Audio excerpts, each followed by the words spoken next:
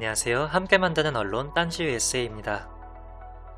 어제 연합뉴스만 보고 민주당 지도부에게 고맙다는 글까지 썼는데 미디어 오늘의 자세한 인터뷰 그리고 윤영찬 개정안과 원래 정보통신망법을 꼼꼼하게 리뷰해보니 왠지 노웅래 의원 주장은 신뢰가 가지 않습니다. 그 이유에 대해 다음과 같이 글을 써보았습니다. 제 글에 대한 비판도 얼마든지 수용합니다. 더불어민주당 지도부에서는 2월 3일 가짜뉴스 근절을 위한 징벌적 손해배상안을 6대 언론개혁 입법안이라고 발표했습니다. 그 법안은 2020년 7월 22일 윤영찬 의원이 발의한 정보통신망 이용 촉진 및 정보 보호 등에 관한 법률 일부 개정안이었습니다. 2월 4일 이 법안의 내용이 구체적으로 알려졌는데 법안을 발의한 윤영찬 의원은 자신이 발의한 정보통신망법에서 징벌적 손해배상에 언론은 포함되지 않는다고 했습니다. 정보통신망법은 이용자와 이용자 간의 관계에서 책임을 규정한 법안이기 때문에 언론은 해당 사항에 없다는 취지였습니다. 언론개혁 입법에 언론이 빠졌다고 민주개혁 진영의 시민들은 난리가 났고 저는 청와대 국민청원도 올렸고 많은 1인 미디어가 이 문제에 대해 지적을 했습니다. 약 며칠간 이 입법 취지에 대해 설명, 변명을 하는 의원들이 쏟아졌습니다. 그럼에도 불구하고 비판이 멈추지 않자 어제 2월 9일자로 이 법안에는 언론도 징벌적 손해배상의 대상이라고 말을 바꿔 해명했고 심지어 노웅래 의원은 애초에 이 법안에 언론은 포함되어 있었다는 말까지 했습니다. 동료 의원인 윤영찬을 새로 만들어버린 것이죠. 하지만 그럼에도 불구하고 저는 기본적으로 찬성했고 국민의 목소리를 반영해 주어서 고맙다는 글도 썼습니다. 그런데 노웅래 미디어 TF장의 구체적인 해명을 들으니 기분이 묘했습니다. 노웅래는 윤영찬 더불어민주당 의원의 해석과 달리 정보통신망법 개정안의 이용자에 원래부터 언론도 포함돼 있다고 해석했습니다. 민주당은 이 같은 법안을 민생법으로 규정하고 2월 임시국회에서 야당이 협조하지 않을 경우 국회법 절차대로 처리하겠다고 한 것인데요. 또한 윤영찬 정보통신망법 개정안에 언론과 포탈 사업자를 추가해 정보통신 서비스 이용자도 그 대상으로 하기로 했다며 언론은 기술적으로 포함시키려는 것이라고 밝혔습니다. 법안을 발의한 윤영찬 의원은 정보통신망법은 이용자와 이용자의 관계를 규정한 것이라 언론은 해당 사항에 없다고 하는데 노웅래 의원은 이용자에 이미 공급자로 언론이 포함되어 있다고 말을 바꾼 것입니다.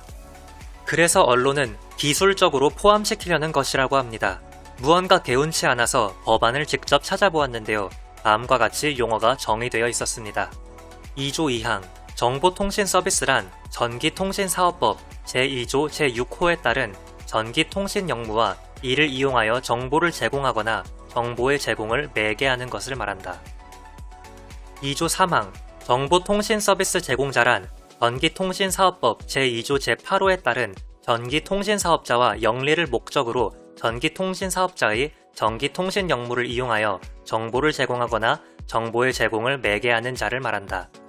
2조 4항 이용자란 정보통신 서비스 제공자가 제공하는 정보통신 서비스를 이용하는 자를 말한다. 저는 법조인이 아니지만 일반 상식에 의지해서 해석해보아도 법조문에 나와 있는 이용자에 언론과 포털은 포함되어 있는 것 같지는 않습니다.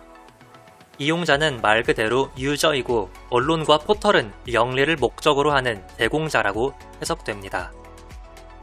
그렇다면 노웅래 의원이 기술적으로 언론을 이용자에 포함시키겠다고 하는 것은 윤영찬 의원이 발의한 법안처럼 단순히 징벌적 손해배상안에 대한 법조문을 하나 신설하는 것으로는 불가능해 보이고 상당 부분 법안을 개정해야 취지에 맞는 입법이 될 것으로 보입니다.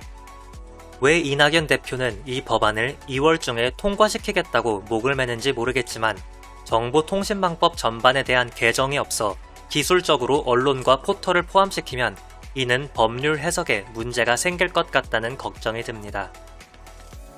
좋은 취지의 법안을 문제없이 제대로 입법해야 할 것 아닙니까? 따라서 2월이라고 굳이 못 박지 말고 충분한 검토를 해야 하지 않습니까? 이낙연 대표가 당대표에서 내려온 후에도 좋은 입법은 더불어민주당에서 잘 추진할 것이고 국민들이 응원할 것입니다.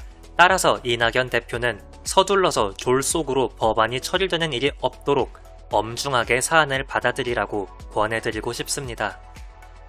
한 가지 더 지적을 하자면 정보통신망법을 어제 쭉 리뷰해보았는데 윤영찬 의원 설명대로 이 법안은 정보통신망, 쉽게 말하면 인터넷에서 이용자와 이용자와의 관계 혹은 공급자와 이용자와의 관계에서 발생될 문제에 대해 정의한 법이 맞습니다.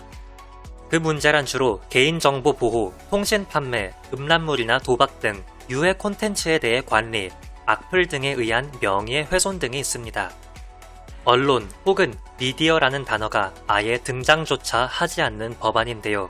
즉, 이 법안은 언론과 아무런 상관이 없는 법안이며 이 법안을 가지고 언론개혁을 운운하는 것은 국민들을 기망하는 행위인 것입니다.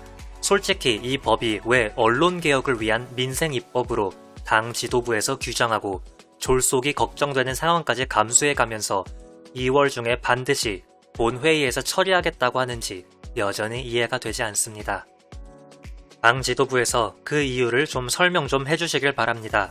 언론개혁을 하고 싶다면 언론중재법을 손봐야 합니다. 언론에 대한 징벌적 손해배상안을 강력하게 법으로 규정하고 싶다면 언론중재법을 개정하면 됩니다. 그리고 실제로 그렇게 법안을 발의한 의원이 있습니다. 바로 최강욱 의원입니다. 최강욱 의원은 2월 4일 언론중재 및 피해구제 등에 관한 법률 일부 개정안을 발의했습니다. 이 내용에 민주당이 언론개혁 6대 법안으로 처리하겠다는 내용이 대부분 포함되어 있고 결정적으로 강도 높은 언론의 징벌적 손해배상안도 들어있습니다. 조선일보가 지금처럼 가짜뉴스를 배포하면 망할 수 있을 정도로 강력한 징벌적 손해배상 말입니다. 만약 더불어민주당 지도부에서 언론개혁이 시급한 과제라고 생각한다면 최강욱 의원 법안 처리에 적극적으로 협조를 해주면 확실하게 그 진정성을 보일 수 있다고 생각합니다. 그런데 할 것 같지는 않습니다. 정리를 하면 윤영찬의 정보통신망법 개정안은 발의자의 취지가 애초에 언론을 대상으로 한 법안도 아니고 당 지도부에서 여론의 눈치를 보고 언론을 포함시키겠다고 했지만 법 자체가 그게 가능할지 잘 모르겠습니다. 만약 그렇게 하려면 상당 부분 뜯어 고쳐야 하는데 그것을 2월 중에 할 수 있을지 모르겠습니다.